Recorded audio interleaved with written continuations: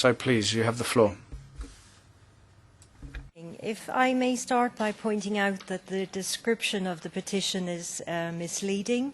Our petition is placed on behalf of people who purchased homes in good faith in the Almanzora Valley and find themselves the victims of urban planning chaos.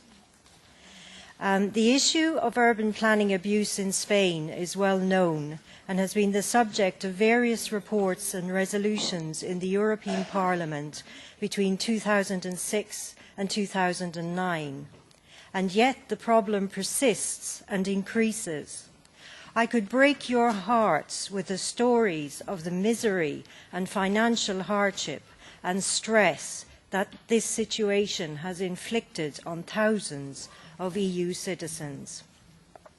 To put the scale of the problem in context, according to a report from the Andalusian Ombudsman in the year 2000, there are an estimated 300,000 illegal properties in the autonomous community of Andalucia alone. But there are 17 autonomous communities in Spain. We could be speaking of 1 million people and a combined investment of billions of euros.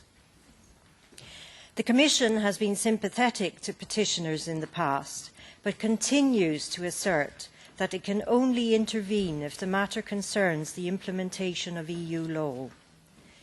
But we believe that this an attack on the fundamental pillars of EU law, relating to the free movement of capital and the free movement of people.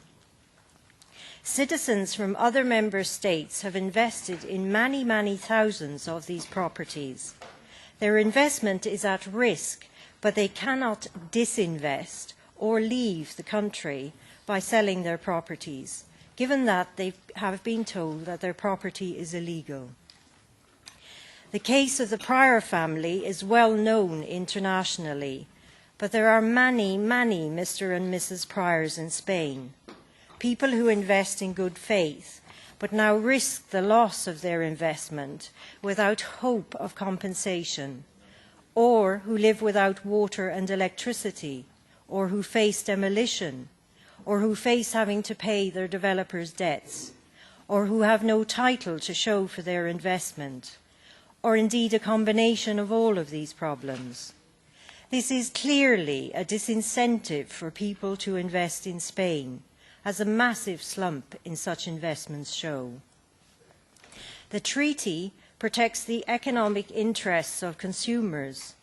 Citizens from other EU states have been sold illegal properties, often assisted by estate agents who are mostly unregulated, or developers who are not forced to comply with adequate safeguards, or lawyers who are relied upon on the assumption that they provided the same level of service as in the citizen's home country. Furthermore, EU law protects citizens from discrimination. This includes indirect discrimination. And here are these investors coming from countries which are well regulated and where adequate safeguards exist. They expect these standards to apply in Spain and are sadly shocked to find that this is not the case, and they are therefore at a comparative disadvantage. Sadly, we are also talking of possible direct discrimination. And here I refer to the remarks of the Minister with responsibility for planning and housing in Andalucia, who in discussing this problem has recently referred to a group of people who have settled illegally in our territory. We also see a number of breaches of the Charter of Fundamental Rights of the European Union. The Charter comes into play when applying rules of EU law, and is therefore clearly applicable when applying or interpreting the free movement of capital and persons. In this respect, we see that the right to dignity, to one's home, and to no expropriation without compensation have been substantially breached. Honourable members, We have heard many sympathetic words on this issue, but have seen little action. We do not want your sympathy. We want the laws of Europe to mean something more than words on a piece of paper.